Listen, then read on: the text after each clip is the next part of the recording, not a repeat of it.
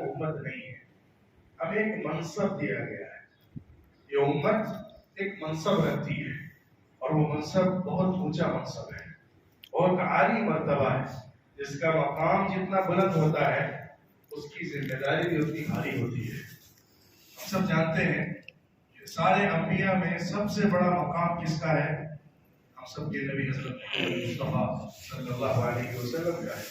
ان کا منصب، ان کا مرتبہ، ان کا درجہ سب سے اونچا ہے، لیکن ان کی ذمہ داری بھی سب سے بڑی تھی، ان کا کام بھی سب سے بڑا تھا، ان کے اوپر بوجھ بھی سب سے زیادہ تھا۔ اللہ نے یہاں تک فرمایا کہ أَلَمْ نَشْرَحْ لَكَ صَدْرَكَ وَوَضَعْنَا عَنْكَ وِزْرَكَ الَّذِي أَنقَضَ ظَهْرَكَ۔ اللہ نے حضور صلی اللہ علیہ وسلم پر جو انعام فرمایا ہے، ہدایت کا راستہ دے کر اور ان کو آسان کر کے ہدایت کی تبلیغ کو، رسالت کو، اللہ نے کہا ہم نے آپ کا سینہ نہیں کھول دیا اور آپ کے اوپر سے وہ بوجھ نہیں اتار دیا جو آپ کی کمر توڑے دے رہا تھا، ایسا بوجھ آپ کے سینے پر تھا۔ اللہ نے ایک بڑی بھاری ذمہ داری حضور صلی اللہ علیہ وسلم پر ڈالی تھی۔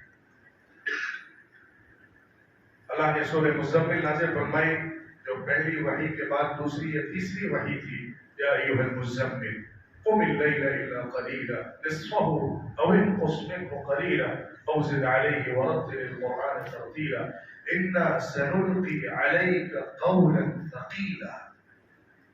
کھڑے ہوئیے، کمبلی اوڑھ کر لیٹنے والے کھڑے ہو جاؤ، لوگوں کو آگاہ کرو، پہلے اپنی کو تیار کرو، اللہ کی نماز میں اپنے کو یکسو کر کے تہجد پڑھو، قرآن کی تلاوت کرو، ہم آپ کے اوپر بہت بھاری بات اتارنے والے ہیں۔